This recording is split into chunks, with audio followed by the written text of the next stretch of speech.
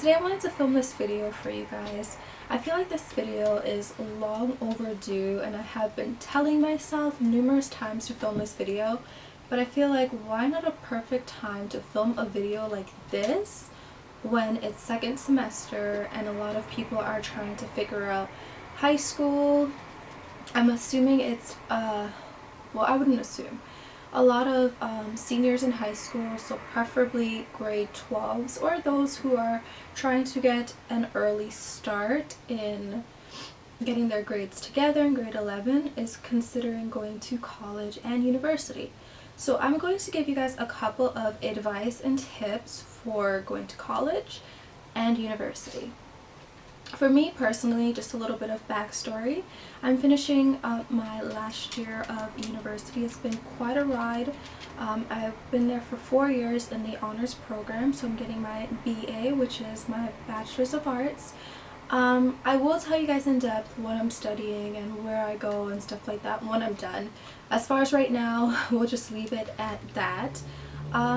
The first tip and advice I would give you guys, make sure that your grades are really good.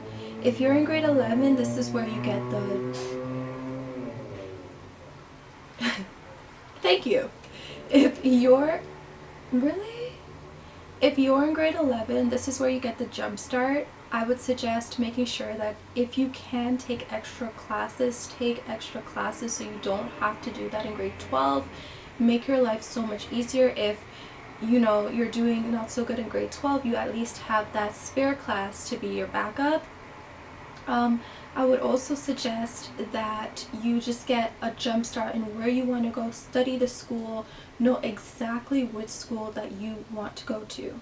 So that would be what I would suggest for grade 11. If you're in grade 12, you're a senior, you're ready to go, do your research, make sure this is a school that you want to go into. You're not going to know 100% what it is that you want to do until you physically are in the field, you're getting the hands-on experience, you're learning about it, then you will get to know.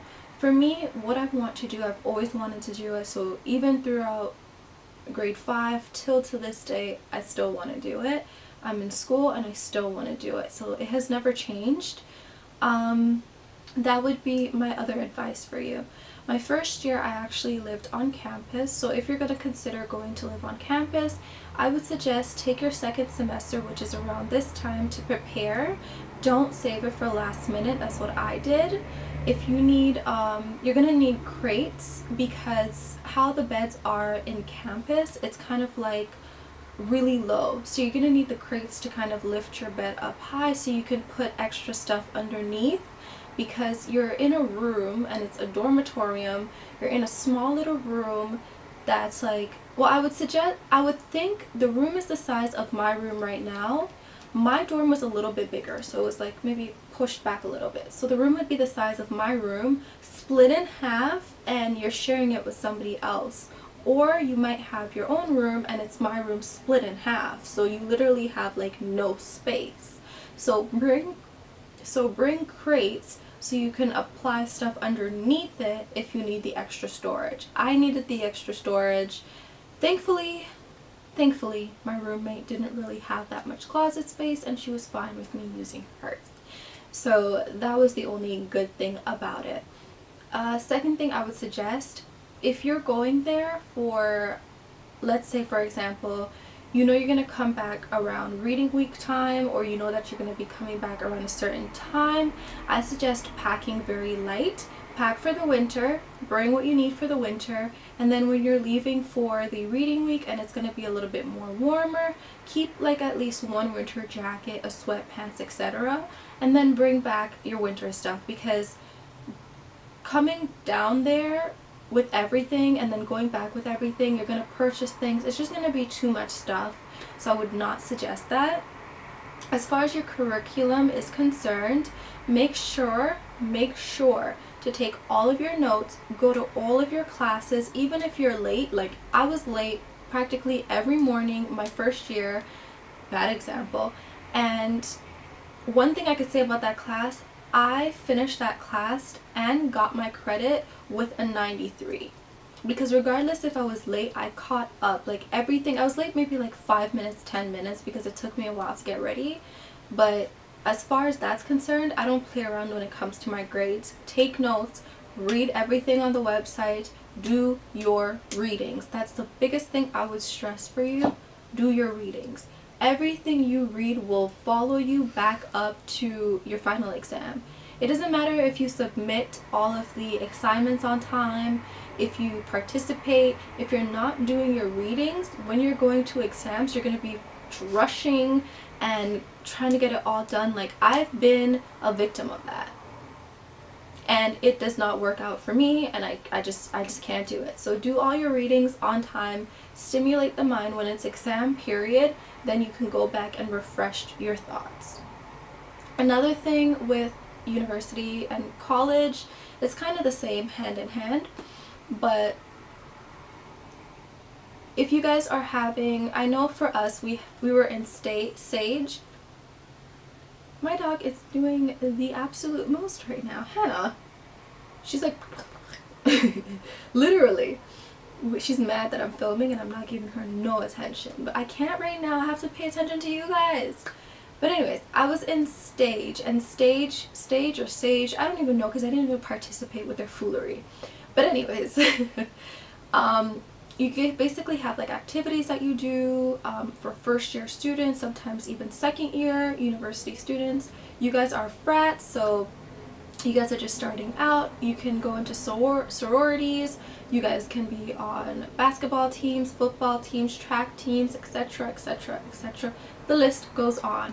So with that, you have to manage the time of extracurricular activities and school, because you sometimes have to get up really early, but then you got to go to class. And your class, for me, first year, I had, most first year students have it Monday to Thursday, and then you get Fridays to Sundays off. And that was how it was for me. I think they kind of do it that way to kind of get you a little bit in tune with the real world. If you were to work from Monday to Friday and get a day off, that's how it is. So don't make that interfere with your studies. Another tip and advice I would suggest for you guys. Another huge tip I would suggest, do not get distracted with frat parties, people. There's going to be, if you're on residence, which is campus, if you're on residence, there's going to be people running around, there's going to be people drunk, there's parties every day. You need to keep your mind stimulated. Thankfully for me, I didn't participate in all that stuff.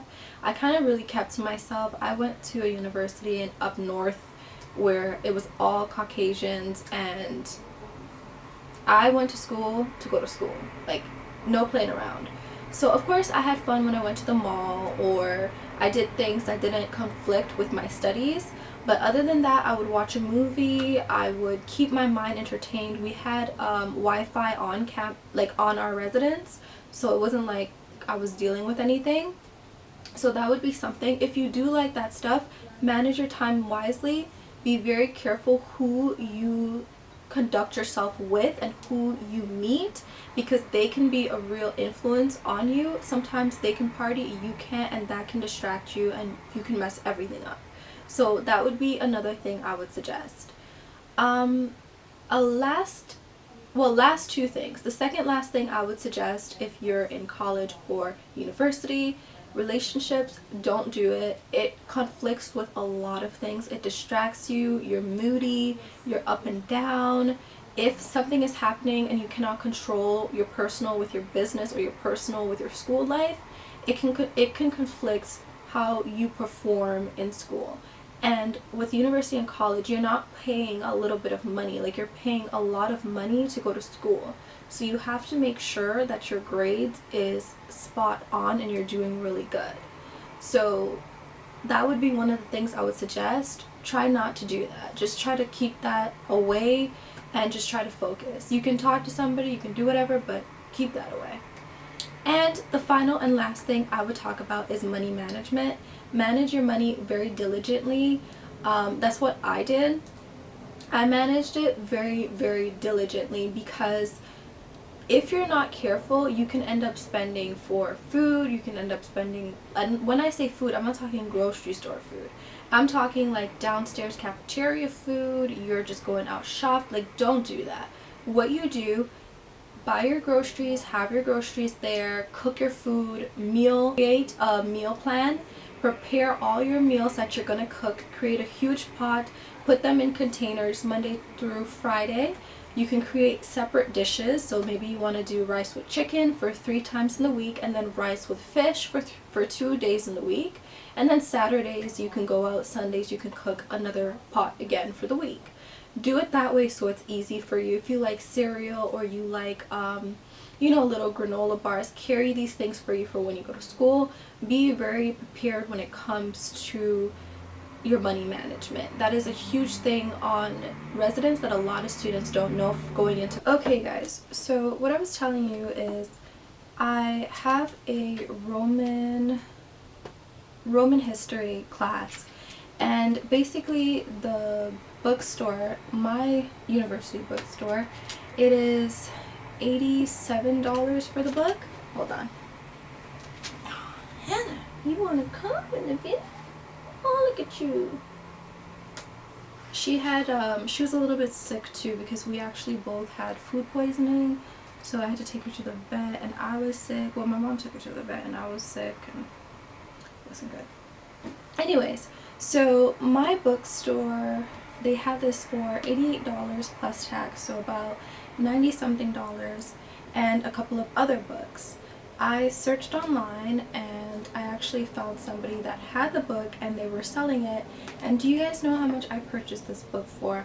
I purchased this book for $12.99, and at the back it shows that they got it for $28.50. So that just goes to show, like, don't waste your money on books, because you can get the same thing, the exact same edition. This is the same book. It's not like it's a different book, different edition. No, it's just the soft cover. So you can even get the PDF format, whatever makes you feel more comfortable. You can get that for cheaper. So that would be something I would suggest when it comes to books. Books can take away a lot of your money. You can spend over $1,000 on just books itself for a full semester. Like, just be very careful how much you spend on books. Well, for, I guess I would say, a full year. For a full year you can spend around that much. So just be careful how much you spend on books. And that's basically a little bit of the most important things when going to college and university. If you guys would like to have a little bit of a part 2 of this video as far as my schedule, how I keep my studying intact, how I balance the two, how I take notes and stuff like that, please let me know in the comments down below, and I would love to film that video for you guys to give you guys a little bit of an update. I hope you guys enjoyed this video, and I will see you guys in the next video. Thank you guys so much, and bye. What are you doing? You're being so bad. Do you want to tell them about college? Do you? What did you do when I was gone? You were so sad. You were so sad. You were like, no.